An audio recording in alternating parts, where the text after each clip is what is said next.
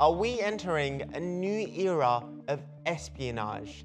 It was a global spy ring that monitored thousands of journalists, politicians, and dissidents.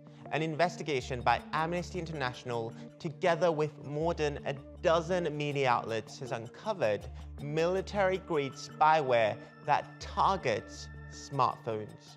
They send an attack, steal a bunch of data. The moment they do it, the phone is compromised. They can exfiltrate whatever they want. It's just pretty much automatic. At the heart of the storm is the Israeli company NSO Group and its software, Pegasus. 50,000 phone numbers across more than 50 countries are thought to have been hit. Leaked data shows that at least 10 governments are actively using the spyware, with Mexico, Morocco, and the UAE representing 70% of the leaked numbers that were under surveillance.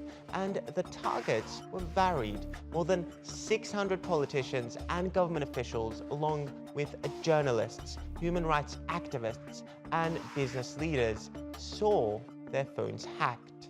My phone was analyzed, so we know exactly which dates my phone was hacked, and we discovered this pattern that there are 11 times when I was sending comment requests to the government, to government officials.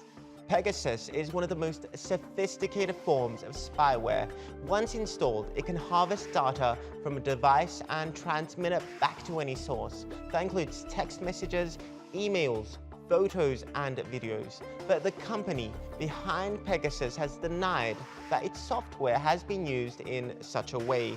They came out and can say for sure that the President of France, Macron, was not a target.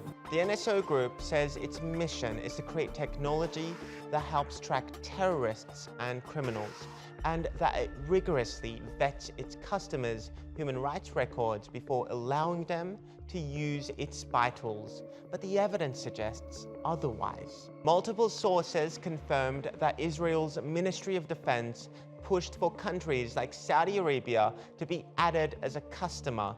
Despite the NSO Group's hesitation, the Saudi government reportedly used Pegasus to target associates of murdered journalist Jamal Khashoggi. Days after his killing, his fiancée, Hatice Cengiz, had her iPhone breached. Other numbers found include Princess Latifa and her mother, Princess Haya, raising questions about whether they were being watched by the UAE government. And in Mexico, more than 15,000 phone numbers were hit. Dozens of journalists and at least 50 people close to the country's current president, Andres Manuel Lopez Obrador, were on the list. And now, after mounting pressure, Israel has created a damage control team to deal with the blowback.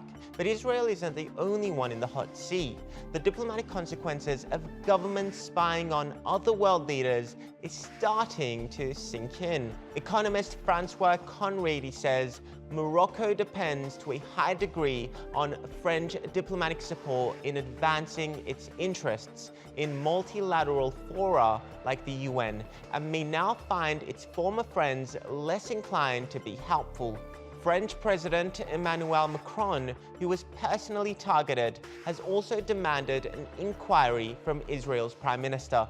South Africa and Rwanda, two countries that were working to better relations, may see that stall, as President Cyril Ramaphosa's number also appeared on the list, allegedly targeted by the Rwandan government.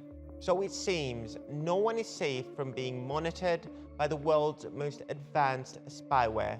The more worrying sign is that the software was supposedly designed to monitor terrorists, but instead it's being used against world leaders, activists, and journalists.